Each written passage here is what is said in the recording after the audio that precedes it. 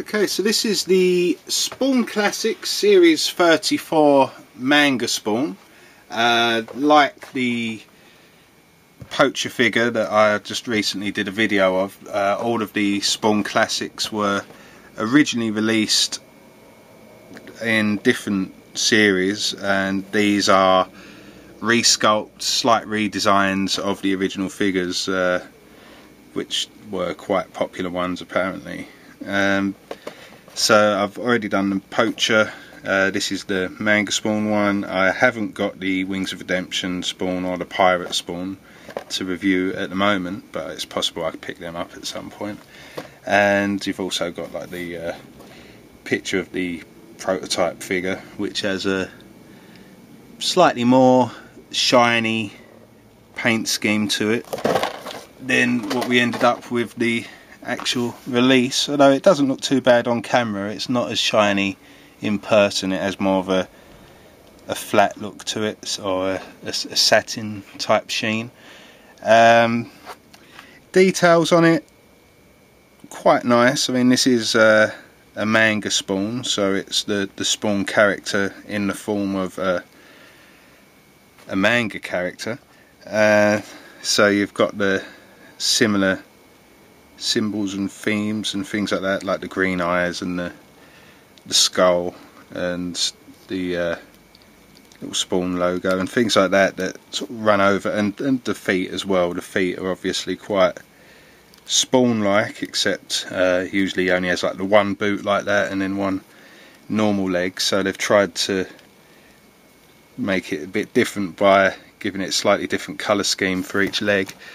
On the colour scheme and the details, things like that, S34MS2, that code runs through this as a bit of a theme. You got the S34 there, and also S34MS2 on the leg, and that stands for the Series 34 Manga Spawn 2, as this is the redesigned version, like all the classics are.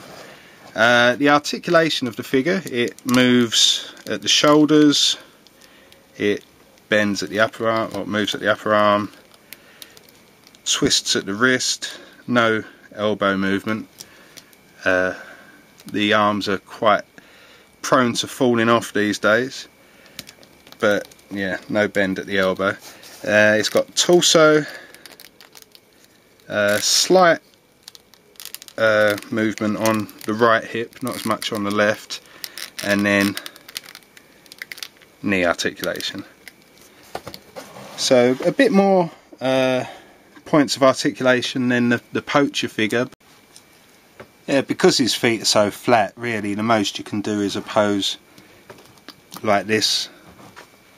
Not a huge amount really. I don't know what benefit you would have for doing. Oh yeah, there we go, falling down. Yeah, so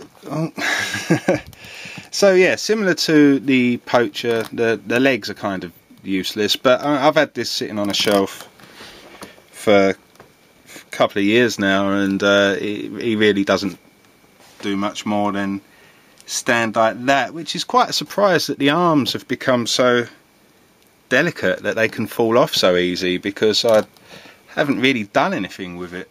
So I'm not sure if that's something that would affect all figures over time. Maybe even if you got one sort of fresh out the box, it's possible it could be like that as well. I'm not too sure. Overall though, it's a nice looking figure. I like the vents on or the exhausts on the back there. It gives it a bit of a steampunk type look to it, or something. It just gives it a bit of a more beefy look. It's a shame that they didn't finish the details with it by filling in the holes black, or doing any paint work to the back here. It's like they've completely missed out a couple of stages of the paint scheme, I suppose, to save themselves a bit of money. But yeah, it's a shame that we don't really have anything there. It does have some good detail though. I mean, it's got the panel lines and some shading and things like that, and overall it's quite nice. That's the arm again. overall it's quite nice. I never managed to get hold of an original Manga Spawn figure, so I was quite glad to get this one. Completely different looking figure though compared to the original. It's the same with most of them really. They all run along a similar theme but aren't exactly the same as they were before. Otherwise that would just be a remold. These are re-sculpts.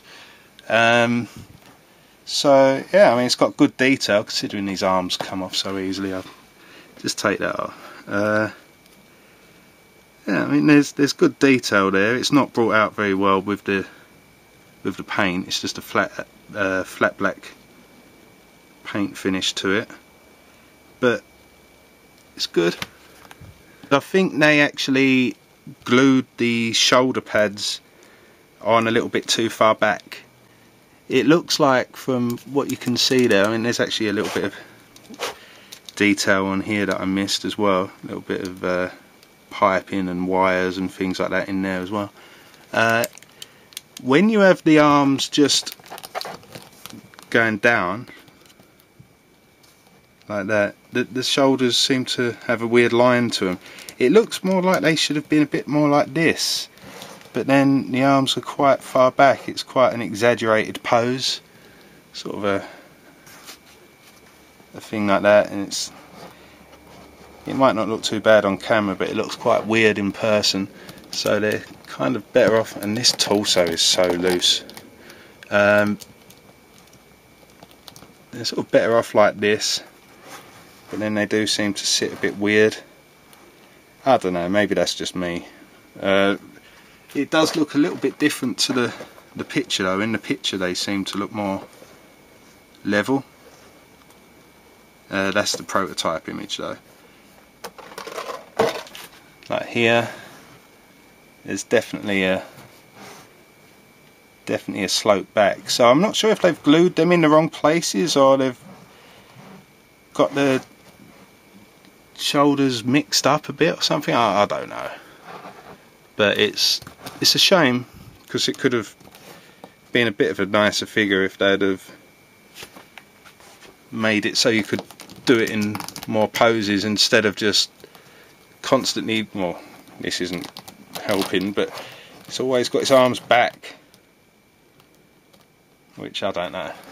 So yeah, anyway, it's a nice looking figure. It's just got some serious issues with it falling apart and with the posability, but then I suppose in a way that kind of sums up McFarlane figures.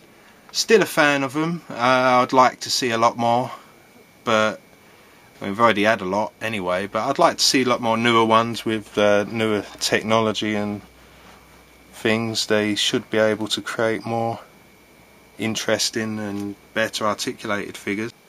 Thank you all for watching, if any of you actually are watching, and I appreciate it, and I'll see you in the next video.